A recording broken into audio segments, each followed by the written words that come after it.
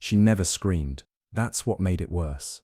The firefighters said they found her just sitting there, 6 years old, barefoot, covered in ash, clutching a leather collar like it was life itself. She didn't speak for hours. Not until one of them asked, "Whose dog was it?" and she whispered, "He was mine. He came back." Welcome to Saved by Tales. Before we begin this powerful story of love, fire, and loyalty that defied even death, tell me in the comments, have you ever lost a pet and felt like they never really left you? And if stories like this deserve to be remembered, like this video, share it and subscribe for more tales that prove sometimes the bravest hearts have four legs. It started the night the sirens wouldn't stop. In a quiet little neighborhood tucked beneath the hills of Ashwood, the air was thick with the smell of pine and the sound of cicadas. The houses all looked the same: white fences, gabled roofs, flower pots hanging neatly from porches. Nothing ever really happened there. Until the fire. People would later say it came out of nowhere, that there hadn't been a storm, or wind, or warning. Just a sudden bloom of orange light in the woods behind the old Miller place, and then a roar that swallowed the silence whole. But this story isn't about the fire, it's about the girl, and the dog who never should have come back. 6-year-old Ruby Carter had always been a quiet child. Not shy, just full of thoughts that never quite made it into words. She had wide grey eyes, the kind that seemed to be looking at something far away even when she was standing right in front of you. Her hair, usually tangled and wild, always carried the smell of the woods, like pine needles and fresh dirt and wind. She lived with her mom in a small cabin at the edge of town, a little place with peeling shutters and a porch that creaked when you rocked too hard. They didn't have much, but they had Max. Max wasn't just a dog, he was her dog. A massive, broad-shouldered German shepherd with fur the color of storm clouds and eyes like dark honey. Ruby used to say he could talk if you listened hard enough. Not with words but in ways that mattered more. He was there the day she took her first steps. There when she scraped her knee falling off her bike. There every night, curled at the foot of her bed, watching the shadows. And then, one day, he wasn't. The vet had said it was age, that he'd lived longer than most shepherds, that it was peaceful. Ruby didn't cry at the clinic, not even when they wrapped Max in a soft grey blanket and told her she could say goodbye. She didn't say goodbye, she just sat beside him and held his paw. After that, something in her went still. Her mother Joanna tried everything: storybooks, sleepovers, even a new puppy once, a golden retriever named Socks. But Ruby didn't smile, didn't speak much either. She stopped sleeping through the night, and every so often Joanna would find her curled up in Max's old blanket, whispering into the silence, "I know you're still looking for me." That's how she was the night of the fire. It was late, later than Ruby was ever awake, but something had tugged at her. A noise maybe, a feeling. She slipped out of bed, walked barefoot across the creaky porch and into the woods. She didn't know what she was looking for. She just knew he was out there. The woods were different at night. The trees loomed like sleeping giants. The air was heavy, like it was holding its breath. But Ruby didn't hesitate. She knew these woods, knew every bend, every hidden path. Max had taught her that. And then she saw it, between the trees, a glow, orange and angry, smoke rising fast. She should have run. She didn't. When the fire crews arrived 20 minutes later, the Miller house was gone. Ash, smoke, embers that hissed and glowed like tiny suns. They expected to find the house empty. The Millers had moved out months ago. Instead, they found her, a small girl sitting cross-legged in the middle of the smoldering ruins. She wasn't burned, wasn't crying, just holding something blackened, cracked, and leather-bound. A collar, and on the metal tag, still barely legible, one word: Max. She didn't speak for 2 days. The paramedics checked her over, but she was fine, physically, at least, not a scratch on her. Her mother arrived in hysterics. Police interviews followed, but Ruby only answered one question. A firefighter named Jonah, maybe in his late 30s, asked gently, "Sweetheart, whose dog was it?" And Ruby, her voice dry and soft as paper, whispered, "He was mine. He came back for me." Of course, no one believed it. Dogs don't come back from the dead, especially ones buried 6 feet deep on a rainy day the year before. But there it was, the collar, Max's collar, and Ruby, she had been inside the fire, but alive. unburned. She should have died that night. No one could explain it, but she didn't. The town whispered, like towns do, about the fire, about the ghost dog, about the little girl who didn't scream. The newspapers ran a small piece, child rescued from fire, no cause determined. Joanna tried to get Ruby to talk more, to explain, but she wouldn't. She only said the same thing, again and again. Max saved me. Weeks passed. Things almost returned to normal, but Ruby changed. She spent more time alone, drew pictures in her notebook, charcoal sketches of Max, always surrounded by flames. She asked strange questions. Can dogs stay behind to protect someone? Do they remember where they're buried? Would he hurt someone if they tried to take me away? That last one chilled Joanna. Sweetheart, she said one night, gently, no one's going to take you away. Ruby's eyes flicked to the window. I know Max wouldn't let them. One morning the front porch was scratched, long, deep claw marks, like something big had been pacing. Joanna blamed raccoons. Maybe a stray, but Ruby only smiled. He found his way back. That night, a boy went missing. Eli Matthews, 12 years old, lived 2 streets over. He'd been seen last riding his bike near the edge of the woods. Police were called. Search parties formed. Ruby watched it all from her porch, silent. They found Eli 3 days later, alive, but shaken, clothes torn, minor injuries. He said he got lost in the woods, crashed his bike, and hit his head. Said something else, too. Said he saw a huge black dog with glowing eyes. Said the dog chased away something, someone that had been following him. No one believed that part, except Ruby. She left a bowl of water on the porch that night, and a note. Teed, thank you, Max. I knew you were still mine. Joanna didn't see the note until the morning. By then, the water was gone. Next to the bowl, paw prints, too large for any raccoon. Too perfect to be imagined. The dreams started the same night. Ruby left the bowl of water and the note on the porch. At first Joanna thought they were just night terrors, normal for a 6-year-old who'd been through something so strange. But Ruby didn't scream, didn't toss or cry. She talked. Late into the night, Joanna would hear her whispering, words too soft to catch, sometimes laughing, sometimes saying a name. Max. A week later the town held a meeting in the church hall. Sheriff Denny wanted to calm people after the Eli Matthews scare. It was an accident, he said. Kid got spooked by shadows and hit his head. That's it. But no one believed it. Ashwood was small. People talked. And more than one person had seen things. A blur between trees, heavy breathing in the dark, paw prints that disappeared mid-trail. And then there was the Miller place, blackened, still smoking weeks later. Even after the rain, someone suggested it was cursed. Someone else whispered the word guardian. Joanna stayed silent. She didn't want to feed into town panic. But inside she wondered, could Max really be back? The answer came 3 nights later. Ruby was asleep. Joanna was in bed, reading, when the porch creaked. Not the wind.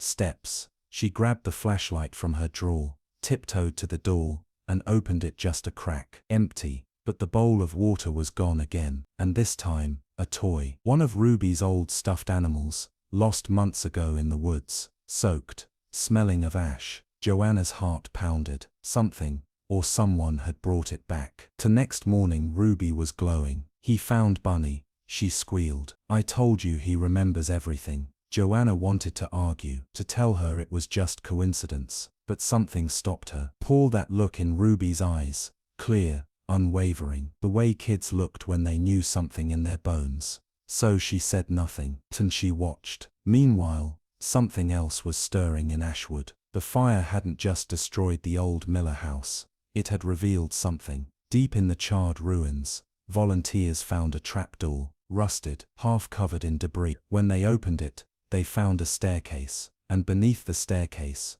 a room, empty, except for a metal chain, bolted to the wall, and deep claw marks in the stone, not from fire, older, deeper. Sheriff Denny had the place sealed up, but word got out. Had the Millers kept something down there? Was it still out there? That night, Ruby drew again. Her mother glanced at the page. It was Max, but not like before. This version was larger, darker. Standing between Ruby and something else, a shadowy man with no face, long hands and smoke rising from his coat. Around this time, reports started coming in. A woman on Willow Lane said she heard growling behind her shed. A teen cutting through the woods swore he saw glowing eyes near the old train tracks. And then there was Kyle Brennan, an older man, loner, lived in a trailer on the outskirts. He told the sheriff something was stalking him, said it left paw prints on his roof, clawed his door. He installed cameras. They caught nothing, but Kyle's voice shook when he said it.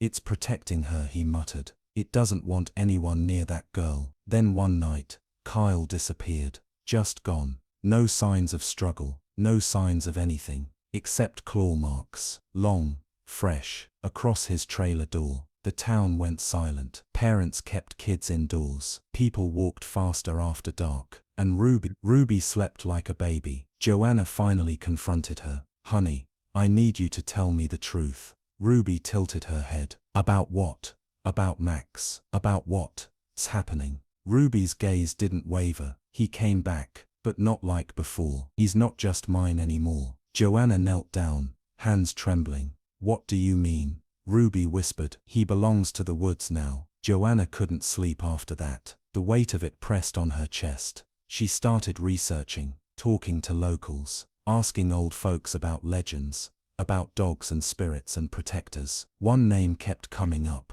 The Black Watcher, an old tale, long before Ashwood was a town. A creature said to guard the forest's edge. Half dog, half shadow, a soul protector, only appeared when a child's life was in danger, or when something evil was near. Joanna didn't believe in ghost stories, but then again, she'd seen the collar, held it, still warm, still real. The next major event broke the town in two. A hunter, Jack Reeds, was found in the forest, dead, no visible wounds, no blood, just fear, frozen on his face, his rifle untouched, but beside him, pressed deep into the mud, a single paw print, huge, impossibly so. Ruby drew again that night. Not a dog, not Max, a man, but with yellow eyes, and fire in his mouth. Joanna took the paper gently. Who is this? Ruby didn't hesitate. The one Max is protecting me from. Ashwood changed after the second death. No one said it out loud, but everyone felt it like the forest had grown teeth. Stores closed earlier. School attendance dropped. The town meeting board was full of missing pet flyers. Some whispered that the woods were cursed. Others said something had been disturbed. But Ruby was the only one who didn't seem afraid. She walked to the edge of the trees every evening, just as the sky turned copper and the wind picked up. She'd whisper something to the woods, then sit down with her notebook and draw. She never explained what she was drawing, only that he was watching, and that was enough. Joanna wanted to stop her, but each time she stepped onto the porch to call Ruby back, a sound would stop her, low, rumbling, not quite a growl, but close. One evening Ruby didn't come in after sunset. Joanna's heart hammered as she ran outside, calling her name. Ruby, Ruby, come on baby. It's dark. No answer, just the wind. And then from the woods, movement, fast, heavy, breaking twigs. Joanna backed up instinctively, reaching for her phone. And then Ruby appeared, walking calmly, hand in hand, with no one. Except her hand was raised, fingers curled as if gripping something warm. Don't worry, Mommy, she said sweetly. The Max walked me home. Joanna was done. She called Dr. Patel, the child psychologist in the next town. I think she's hallucinating, she whispered on the phone. Ever since the fire, she talks to someone who isn't there. She says she sees things, and I don't know if it's grief or something else. Dr. Patel agreed to meet them that week. That morning, Ruby didn't speak. She just stared out the window of the car, tracing foggy spirals into the glass. But when they parked outside the clinic, she turned to her mother and said, "He won't come in." Joanna paused. Who? Max. He says the man is inside. Joanna looked up. Nothing unusual, just a quiet office building. But the hairs on the back of her neck stood up. Dr. Patel was kind, gentle, listened more than he spoke. He asked Ruby questions about her drawings, about Max, about the fire. Ruby answered calmly. He came back because I needed him. Where is he now? Outside. What does he do? He watches, listens. He knows who the Hollow Man is. Dr. Patel blinked. The Hollow Man. Ruby nodded. He hides in people. He can smell fear. But Max can smell him too. Joanna shifted uncomfortably. Is this someone from school, Ruby? No, she said. He doesn't go to school. He eats kids who go to school. After the session, Dr. Patel spoke with Joanna alone. She's imaginative, possibly coping with trauma through projection. He said carefully, but she's calm, grounded. That's rare in cases of delusion. Joanna frowned. So, she's okay.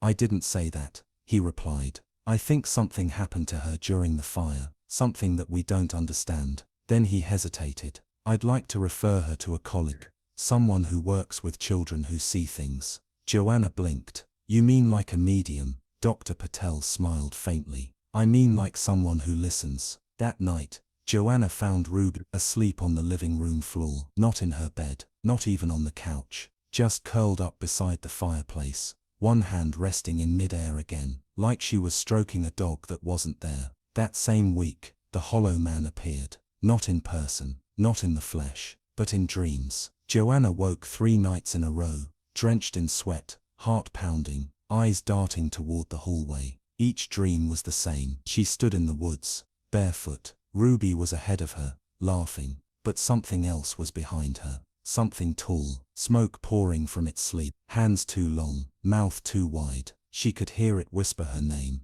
until a growl split the air, and something huge slammed into the figure. The dream always ended there. Then came the fire at the church. Lightning hadn't struck, no candles left burning. It was just there, sudden and furious. The blaze took the altar, the roof, most of the stained glass, but not the pews, and not the room below. Because when firefighters pried open the sub-basement door, they found cages, old ones, rusted shut, and inside scraps of clothing, child-sized. No one had known the church had a lower floor. No one talked about it afterward, except Ruby. I told you, she said, sketching furiously. He hides. He pretends. Joanna sat down beside her. Where did Max go? Ruby didn't stop drawing. He's hunting him now. That was when the town truly broke. People packed up, moved away. The sheriff stopped returning calls, and then the dogs disappeared. One by one, every household dog, missing. No signs of break-ins, no bodies, just empty collars and silence. Except for Ruby's. Her collar remained, still hanging above her bed, still warm. Late one night,